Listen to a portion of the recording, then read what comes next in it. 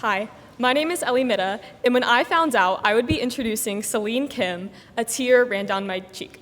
Not because I don't absolutely adore Celine, but because how could I sum her up when she is a woman of so many identities? Here at St. Mary's, I admire her for how close she has managed to get to every single one of her classmates, regardless of whether or not they want it. But on the streets of Germantown, she is known as a gangster, terrorizing Poplar. A certain Germantown mom made it clear that she is to fear for her life every single morning under Celine's reign of terror. But instead of laughing it off, our entire grade took this as a personal attack, promptly finding Facebook photos of our girl from her lengthy Snapchat filter phase. And I don't think there's a better illustration of how deeply we love Celine. Underneath everything else, you'll find a truly kind soul that has made every single one of us feel welcome here. But most importantly, we love Celine for her big personality. So I couldn't be happier to give you our beautiful Celine Sohee Kim.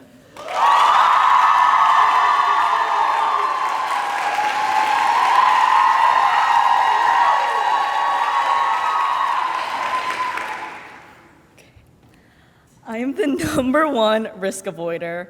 I hate being put in situations where I'm forced to put in any effort, and taking risks means that I have to push myself out of my comfort zone. My motto in life, when in doubt, give up.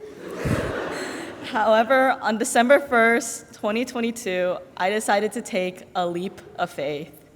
It was the period after lunch, and Ms. Smigelski made the fatal mistake of putting way too much trust in her second period lifetime wellness class. As she looked up from her book, expecting to see us walking around the track like we were supposed to be doing, she instead found us across the field, huddled around a hurdle that was begging for 5 very unathletic freshmen to attempt jumping over. In the span of 10 seconds, I was running, oh my God, soaring through the air, and falling face first onto the turf. When I came to my senses and looked behind me, I found the hurdle still standing upright.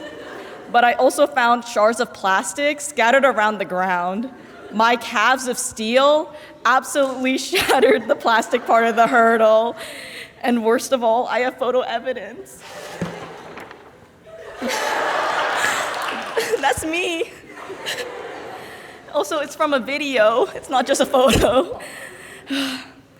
As I walked back inside, all I could think about was 2 things. 1, I hope I don't have to tell Coach about what I've done.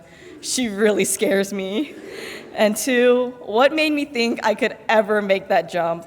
The highest I've ever jumped in my life is literally 5 inches off of the ground. My AP Bio class has seen my pitiful attempts of trying to touch the ceiling during D-Day A-Labs.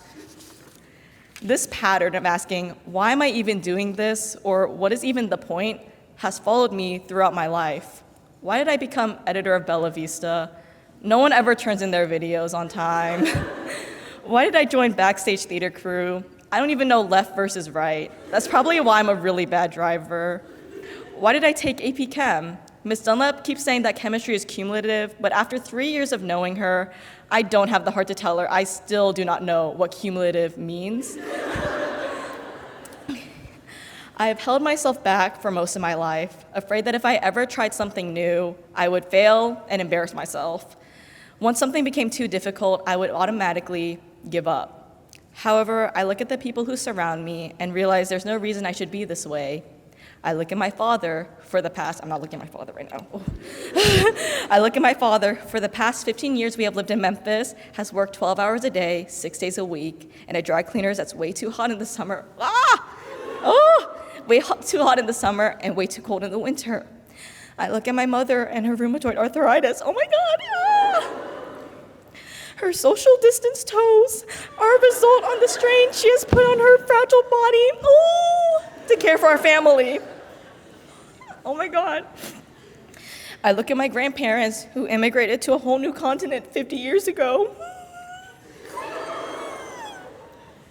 without even knowing English, just to find better opportunities for their family and generations to come.